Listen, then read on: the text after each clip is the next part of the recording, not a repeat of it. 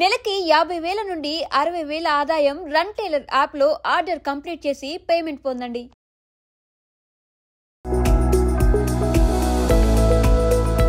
Hello viewers, నేను doctor Rahul Reddy.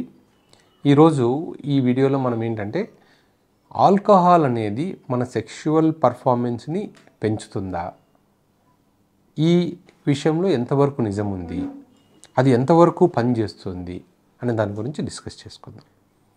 ఈ alcohol అనేది మా దగ్గరకు వచ్చే పేషెంట్స్లో కూడా చాలామంది చెప్తూ ఉంటారు, డాక్టర్ నేను ఆల్కహాల్ తాగిన రోజు చాలా బాగా చేయగలుగుతున్నాను, ఆల్కహాల్ తీసుకున్న రోజు నాకు పెనిస్ ఎందుకో వీక్గా అనిపిస్తుంది, నేను చేయలేకపోతున్నాను, నాకు కాన్ఫిడెన్స్ ఉండట్లేదు అని.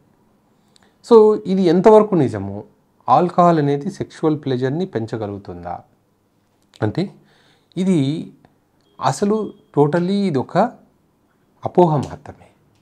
ఇప్పుడు కూడా ఆల్కహాల్ ఎప్పుడు మీ ప్లెజర్ని పెంచదు. రెండు సందర్భాల్లో మనకు ఆల్కహాల్ యూజ్ అవుతుంది. అది ఎప్పుడు అంటే ఇప్పుడు చాలామందికి తన పర్ఫార్మెన్స్ మీద కాన్ఫిడెన్స్ లేనప్పుడు, అంటే నేను సరిగా చేయగలుగుతానా లేదా, నేను ఫెయిల్ అవుతానేమో అన్న ఫియర్ ఉన్నప్పుడు, అంటే తెలియకుండానే కొంచెం ఆ యాంగ్జైటీ, పర్ఫార్మెన్స్ యాంగ్జైటీ ఉన్నప్పుడు అప్పుడు ఏమవుతుంది అంటే కొంతమంది దగ్గరికి వెళ్ళగానే ఆ ఫియర్తోనే కొంతమంది ఫెయిల్ అవుతూ ఉంటారు. ఎలక్షన్ సరిగా రాకపోవడము, అంటే అన్నీ నార్మల్గా ఉన్న కేవలం తన మీద తనకి కాన్ఫిడెన్స్ లేకపోవడం వల్ల ఆ కొంచెం ఫెయిల్యూర్స్ అనేది ఫేస్ చేస్తూ ఉంటారు. సో కాకపోతే ఎప్పుడైతే ఆల్కహాల్ తీసుకుంటారో వాళ్ళకు ఎక్కువ కాన్ఫిడెన్స్ పెరుగుతుంది. నార్మల్గా మీరు చాలామంది చూస్తూ ఉంటారు. ఎగ్జాంపుల్, కొంతమంది ఇంగ్లీష్లో మాట్లాడాలన్నా కూడా ఇబ్బంది పడేవాళ్ళు ఆల్కహాల్ తీసుకుంటే ఎక్కువ ఇంగ్లీష్లో మాట్లాడతారు. అంటే వాళ్ళకు రాని లాంగ్వేజ్లో మాట్లాడుతుంటారు. ఎందుకంటే ఇన్హిబిషన్ పోతుంది. ఆల్కహాల్ ఎప్పుడు కూడా ఇన్హిబిషన్ని కొంచెం వరకు తగ్గిస్తుంది. సో ఇన్హిబిషన్ తగ్గించినప్పుడు తెలియకుండానే కాన్ఫిడెన్స్ పెరుగుతుంది. అంటే పక్కన వాడు ఏమనుకుంటాడో అనే ఇన్హిబిషన్ పోయినప్పుడు ఆటోమేటిక్గా పర్ఫార్మెన్స్ పెరుగుతుంది. ఇది కొందరిలో ఎవరైతే పర్ఫార్మెన్స్ యాంగ్జైటీ ఉందో వాళ్ళలో చాలా వరకు పనిచేస్తుంది. కొంతమందికి ప్రీమెచ్యూర్ ఎజాక్యులేషన్ ఉన్న వాళ్ళు కూడా ఈ పర్ఫార్మెన్స్ యాంగ్జైటీ వల్ల తొందరగా ఎజాక్యులేట్ అయిపోతుంటుంది. కానీ ఎప్పుడైతే ఆల్కహాల్ తీసుకుంటారో వాళ్ళకు తెలియకుండానే ఆ కాన్ఫిడెన్స్ పెరుగుతుంది కాబట్టి ఎక్కువసేపు చేయగలుగుతారు. కానీ ఇది కేవలం ఈ సెక్షన్ ఆఫ్ పేషెంట్స్లో కొన్ని రోజుల వరకు మాత్రమే పనిచేస్తుంది.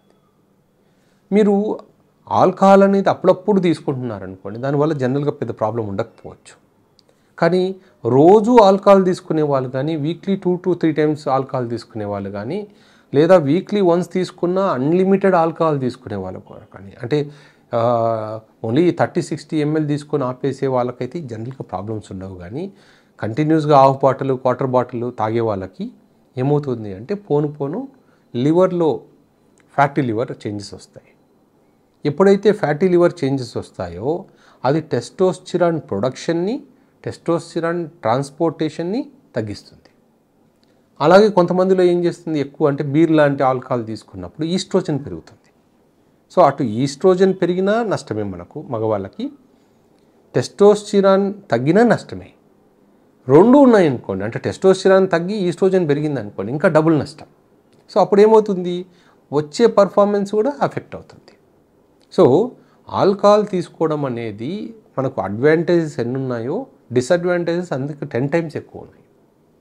సో సింపుల్గా మనకు తెలియనివి కాదు, అంటే మనకేంటంటే అలవాటు అయిపోయి ఓకే ఆల్కహాల్ తీసుకున్న రోజు నాకు బాగుంది అని చెప్పుకోవడానికి బాగానే ఉంటుంది తప్ప, కాకపోతే ఆల్కహాల్ వల్ల మనకు ఎన్ని రకాల నష్టాలు ఉన్నాయి.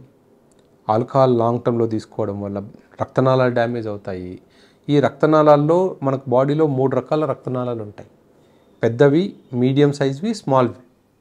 మనకు పెనిస్లో ఉన్నవన్నీ కూడా స్మాల్ సైజ్ బ్లడ్ వెజల్సే. అవి ఏమవుతాయి, కొన్ని రోజుల తర్వాత బ్లడ్ వెజల్స్ స్టిఫ్నెస్ వచ్చేస్తుంది. దానివల్ల ఏమవుతుంది, పెనిస్ లోపలికి వెళ్ళే బ్లడ్ ఫ్లో అనేది స్లో డౌన్ అయిపోతుంది. సో దానివల్ల కూడా మనకు అంగస్తంభన సమస్యలు రావచ్చు. ఆల్కహాల్ హార్మోన్ టెస్టోస్టెరాన్ ప్రొడక్షన్ తగ్గిస్తుంది, ఈస్ట్రోజన్ ప్రొడక్షన్ పెంచుతుంది. ఈ రెండుటి మళ్ళీ ఇంబ్యాలెన్స్ వస్తుంది, టెస్టోస్టెరాన్ ఈస్ట్రోజన్ వల్ల ఇంబ్యాలెన్స్ వస్తుంది. ఆల్కహాల్ రెగ్యులర్గా తీసుకోవడం వల్ల స్పెర్మ్ కౌంట్ తగ్గిపోతుంది, టెస్టిక్యులర్ ఫంక్షన్ తగ్గిపోతుంది. సో అలాగే కాకుండా నర్వ్స్లో కూడా కొంచెం సిగ్నల్ ట్రాన్స్మిషన్ తగ్గిపోతుంది. ఆల్కహాల్ బ్రెయిన్ మీద కూడా పనిచేసి బ్రెయిన్లో నుంచి వచ్చే హార్మోన్స్ కూడా తగ్గిస్తుంది. సో ఇవన్నీ కూడా ఆల్కహాల్ వల్ల వచ్చే సైడ్ ఎఫెక్ట్స్. సో ఆల్కహాల్ ఎప్పుడో సరదాగా ఏదో పార్టీలో నెలకోసారి పార్టీకి వెళ్ళాము తాగాము అన్న సిచ్యువేషన్లో అయితే బాగానే ఉంటుంది, కానీ అతిగా తీసుకోవడం వల్ల అది కూడా ఎరెక్టైల్ డిస్ఫంక్షన్కి వన్ ఆఫ్ ద రీజన్. అంటే అంగస్తంభన ప్రాబ్లం రావడానికి one of the reason is alcohol. So మనం గుర్తుపెట్టుకోవాల్సింది ఏంటంటే ఏదో కొత్తగా తాగినప్పుడు బాగానే ఉంది కాబట్టి నాకు ఆల్కహాల్ వల్లనే నాకు సెక్షువల్ పర్ఫార్మెన్స్ పెరుగుతుంది అనుకోవడం తప్పు. ఆల్కహాల్ వల్ల ఎక్కువ తాగే కొద్దీ మనకు ఉన్న పెనిస్లో ఉన్న బ్లడ్ వెజల్స్ డ్యామేజ్ అయ్యి ఎండోథీలియల్ డిస్ఫంక్షన్ వచ్చి దానివల్ల ఫ్యూచర్లో మళ్ళీ రిపేర్ కానంత డ్యామేజ్ అయ్యి కూడా అవ్వచ్చు. సో ఇప్పుడు మనము ఓన్లీ హార్మోనల్ ఇంబ్యాలెన్స్ ఉందనుకో ట్రీట్మెంట్ చేయడం ఈజీ, అంటే మనం ఓన్లీ హార్మోన్స్ మళ్ళీ బ్యాలెన్స్ చేస్తే సరిపోతుంది. కానీ పెనిస్లో ఉన్న చిన్న బ్లడ్ వెజల్స్ ఆల్రెడీ డ్యామేజ్ అయ్యే స్టేజ్కి వచ్చింది అనుకోండి, అప్పుడు మళ్ళీ మనం మెడికేషన్స్ పనిచేయవు, మళ్ళీ వాటికి షాక్ వేవ్ థెరపీలు ఇంప్లాంట్లు, అంటే మనం ట్రీట్మెంట్ ఏదైతే సివియారిటీ ఉందో అది పెరుగుతూ ఉంటుంది. మనం అది పెరగకుండా చూసుకోవాలి, మన కంట్రోల్లోకి చేసుకోవాలి. సో ఆల్కహాల్ డిపెండెన్సీ అనేది మంచిది కాదు. ఏదో సరదాగా పార్టీకి వెళ్ళారు, అంటే యూత్లో ఉన్నప్పుడు యంగ్స్టర్స్కి ఏమవుతుంది, పార్టీకి వెళ్ళారు ఆ రోజు పర్ఫామ్ చేయగలిగారు బాగానే ఉంది అంటే పర్వాలేదు, కానీ దీన్ని రొటీన్గా తీసుకోకూడదు. ప్రతిసారి సెక్స్లో పాల్గొనాలంటే ఆల్కహాల్ తీసుకుంటేనే నేను పాల్గొంటాను అనే అపోహకి వెళ్ళడం అనేది మంచిది కాదు, గుర్తుపెట్టుకోండి. Thank you.